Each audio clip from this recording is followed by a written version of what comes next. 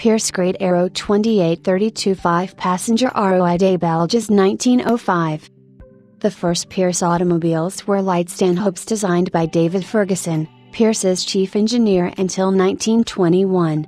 These vehicles were powered by single-cylinder Didion engines purchased from the French company. The lightweight Pierces were a natural progression from Pierce's long experience in building and marketing bicycles. Pierce's own bicycle dealer network and distribution system distributed the earliest Pierce four-wheelers, giving the company a natural advantage over its competitors.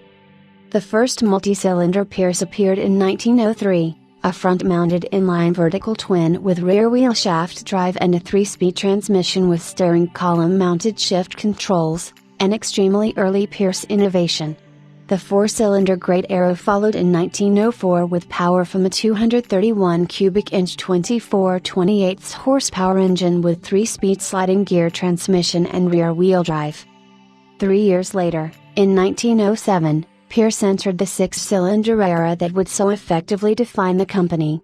A massive 5 inches Borex 5-stroke monster of 648 cubic inches with individually cast cylinders, a 60 horsepower LM rating and 65 horsepower according to Pierce. Each car cost $6,500 with catalog coachwork.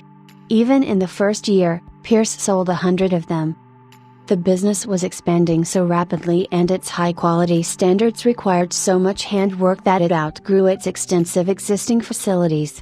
In 1906 the company acquired a 16-acre parcel that had been the site of the 1901 Pan American Exposition. There it erected a massive manufacturing facility that was for years the pride of Buffalo, New York.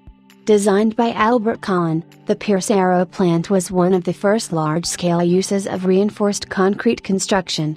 When it had expanded to its maximum there were more than 1,500,000 square feet of office, engineering and manufacturing space in 3- and 4-story buildings. It was not only one of the most complete automobile manufacturing facilities in the world, it was also one of the most progressive in attending to the needs of its workers. The George N. Pierce Company, which had started out making bird cages and ice boxes and proceeded to building bicycles, had reached the pinnacle of automobile size, prestige, luxury, performance and cost. 2 years later the company adopted the identity of its premier product, becoming the Pierce Aero Motor Car Company. 2 Pierce Aeros were delivered to the U.S. government in Washington in 1909 for the use of President Taft. One of Pierce Aero's most notable achievements was its unbroken record of success in the Glidden Tour. This event was established by Charles Glidden as a complement to racing's Vanderbilt Cup to reward automobiles that performed well and consistently over a long-distance tour. The first Glidden Tour was held in 1905, a 1,100-mile epic drive from New York through New England and back. Percy Pierce, driving a Great Aero, scored a 996 out of possible 1,000 points, and was accompanied by his wife, parents and a factory mechanic. The Great Aero was also chosen by 15 of the 30-some competitors as the best performing automobile and won the hill climb up Mount Washington. Pierce Aeros competed 4 more times in the Glidden Tour, winning each year with perfect scores, a performance that retired the Glidden Trophy in effect if not in fact. The Pierce used in the Glidden Tours was the Great Aero 2832. This machine was arguably one of the most advanced and modern machines produced in America at the time. Powered by a large T-head 4-cylinder motor and equipped with a 3-speed transmission, the car was powerful and fast. Dressed in what would become Pierce Aero's most famous feature, its cast aluminum bodywork, the resulting machine could easily be mistaken for a machine made 5 or 6 years later.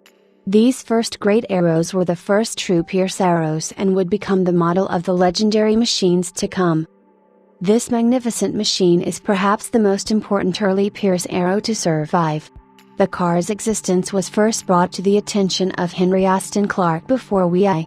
Since his services were required by the U.S. Navy, he had to wait until after the war to pursue it. When the dust had settled, Austin tracked down the Pierce on Long Island and bought it. What he found was a car that today no one would restore. Though the paint had flaked off in many spots, the car was original and complete. The car was handed over to the best restorer of the time, Ralph Buckley. Buckley did a careful recommissioning of the car, including a repaint, all of which work was documented in receipts from the 1950s and is included in the car's history file.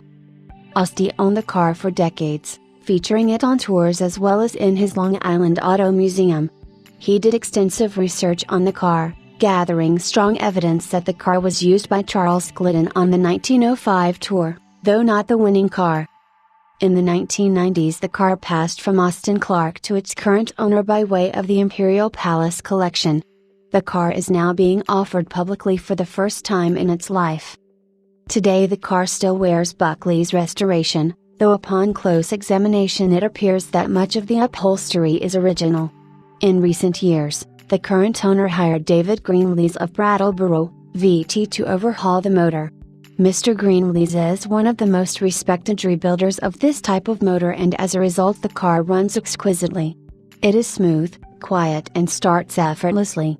Receipts documenting all the work done on this car in the last 65 years are included in the file. The car was used at the Pierce Arrow Centennial celebrations in Buffalo, NY in 2001. By great luck, the current owner found an original Pierce basket for the rear trunk rack a few years ago, a beautiful finishing touch for this fine machine. This is a car of great historical importance with a rich and documented history. With long-term ownership by one of the great luminaries of the hobby, it is offered today in well-sorted condition with a fresh motor.